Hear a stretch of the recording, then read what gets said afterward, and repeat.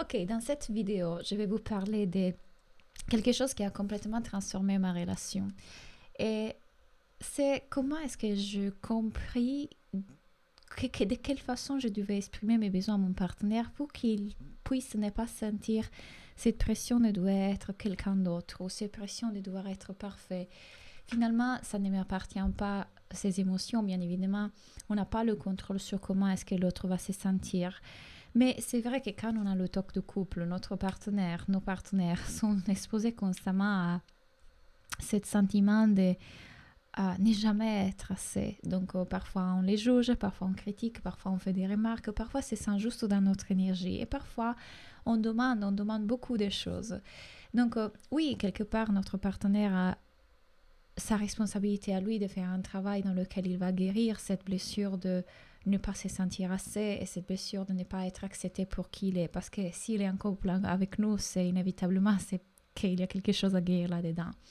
Mais nous, en tout cas, on doit apprendre à exprimer nos besoins autrement et à voir ce qui se cache derrière notre besoin d'exprimer justement ces besoins. Et pour moi, la chose qui a changé tout a été celle de comprendre l'endroit à partir duquel ce besoin venait.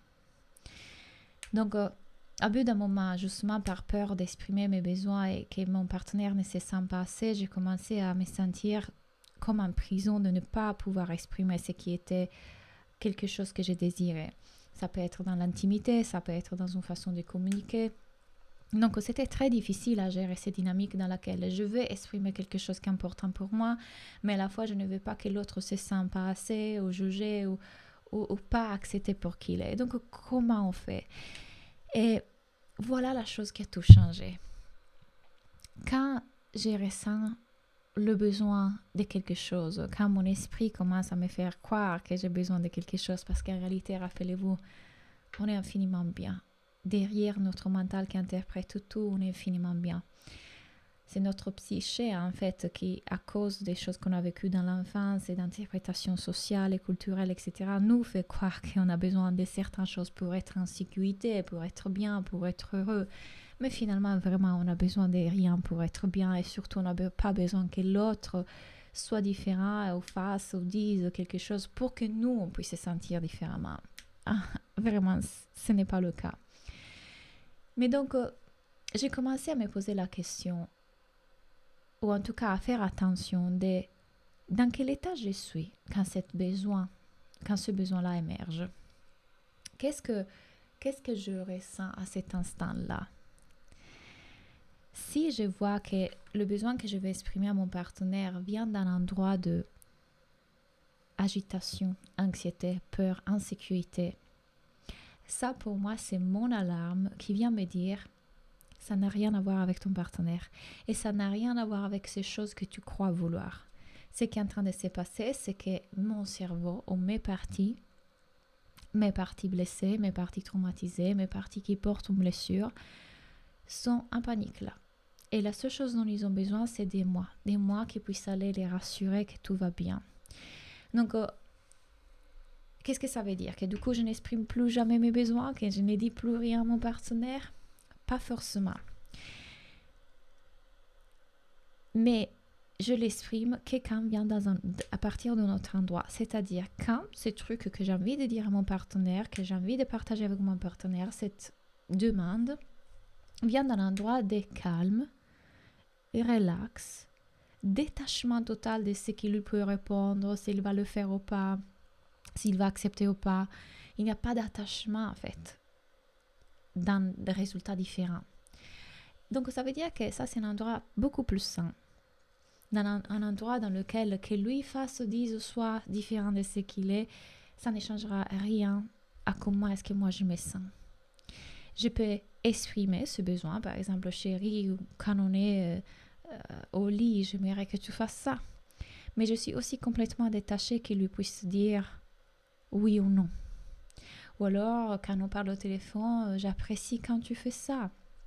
Ou alors, j'aimerais aller au restaurant cette semaine. Quand il n'y a pas d'attachement, il n'y a pas d'enjeu, il n'y a pas cette idée de nos parties qu'il me faut ça pour être heureuse et pour être en sécurité, c'est un besoin, un désir, une intention que je peux déposer et partager avec mon partenaire sans aucun souci. Ça, c'est ma règle. Quand je vois que ce que je suis en train de demander vient d'un endroit d'anxiété, de peur, d'insécurité, de frustration, de colère, donc pas un espace ouvert, serein, joyeux, là, c'est mon alarme pour me dire, ce que tu es en train de demander là, ça n'a rien à voir avec lui, ni la demande en question. Il y a un manque plus profond derrière qui est à guérir, qui est à voir en toi, avec toi. Ce qui se passe quand vraiment on prend cette responsabilité profonde, c'est que du coup, j'ai remarqué ça. À ce moment-là, je prends ça comme juste une pensée. C'est encore le mental, c'est encore juste une pensée. Et comme quand on est en méditation et on le fait dans nos pratiques, je laisse la pensée être là, je ne m'y attache pas et je la lâche. Et je reviens en présence, je reviens à ma respiration. Et ce que je remarque, c'est que du coup, après quelques instants, je n'ai pas besoin de demander ça à mon partenaire et que tout va bien. Et lui, il est tranquille. Et j'ai remarqué aussi que quand je lui pose la question à partir de cet endroit d'ouverture, de calme et de détente, lui, il la reçoit beaucoup plus. Il ne se sent pas jugé, il se sent accepté, il ne sent pas d'attachement de ma part, parce que l'énergie parle. Il va ressentir votre énergie, votre partenaire. Donc, si vous êtes dans une frustration, jugement, colère, insécurité, il va le ressentir inévitablement. Et ça va probablement toucher sa blessure. Je suis en train de faire une erreur, j'en fais pas assez. Et du coup, j'ai remarqué vraiment la différence. Quand je suis dans cet espace, mon partenaire a envie de me donner encore plus, a envie d'être encore plus de ce que je demande, sans que vraiment je le demande parce que je suis détachée. Donc je peux l'exprimer sans aucun attachement. Au contraire, quand j'exprime mes besoins à partir de cet endroit dans lequel je suis plutôt dans la peur, plutôt dans l'insécurité, plutôt dans une partie de moi qui a besoin en vrai de compassion, reconnaissance et ma validation. Mon partenaire le ressent.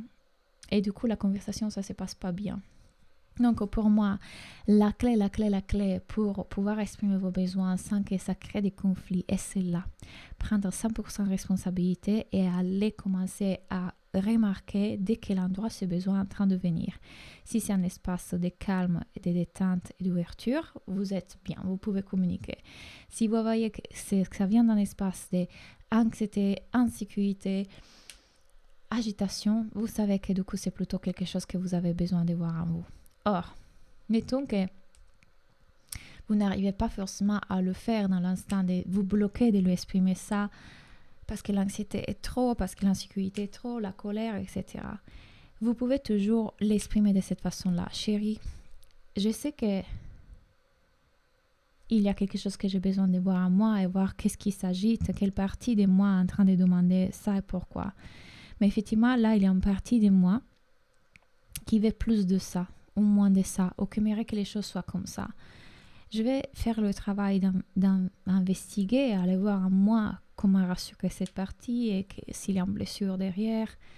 Parce que je sais que c'est ma responsabilité à moi aussi et que ce n'est pas tout dans ta responsabilité. Mais je veux te le partager quand même pour qu'on puisse venir se rencontrer à mi-chemin et voir un peu en fait qu'est-ce qui peut être fait de l'autre côté. Mais moi, je vous dis, recourez à ça vraiment en dernière ressource.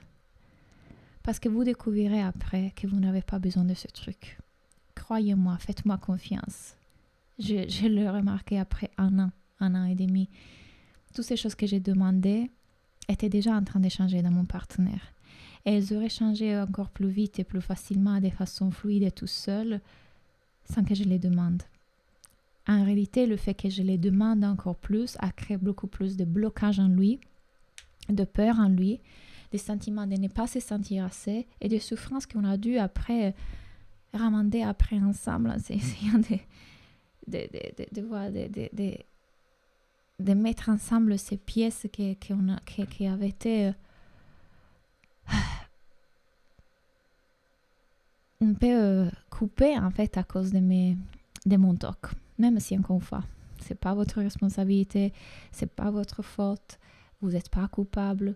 C'est juste que l'autre réagit à ça, c'est normal, n'est-ce pas? Donc, recourez à ça vraiment si vous voyez que c'est trop fort, mais en dernière ressource. Avant, dites-vous, ok, je vais prendre 20 minutes, je vais aller dans la chambre, je vais aller aux toilettes, peu importe, je me retire en seconde et je vais faire le travail dans lequel je vais écouter mes parties et je vais voir qui a besoin de moi, qu'est-ce qui est en train de se passer.